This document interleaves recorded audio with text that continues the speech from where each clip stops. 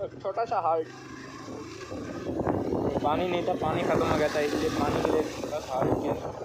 बाकी पानी पकड़ लिया और मिलता हूँ वहीं से लेकर आके। तो आज का पार्टी वहीं पे होगा, पर यहाँ पर फिर से रुक गए। किस लिए रुके ये पता नहीं।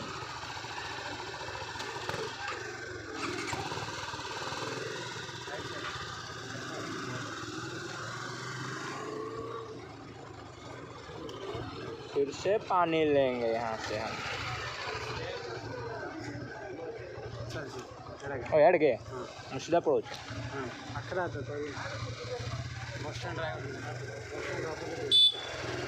तो ये रायगढ़ बस स्टैंड के सीधा सामने वाला रोड। निकल लो, अंदर निकल लो, यहाँ से सीधा अंदर निकल लो।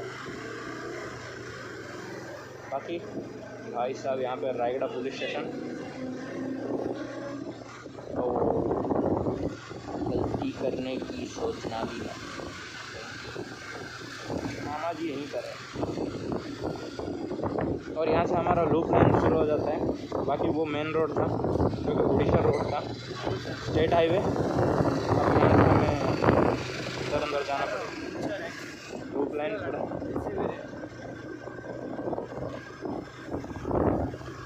चलो, मेरा भी पहला एक्सपीरियंस है,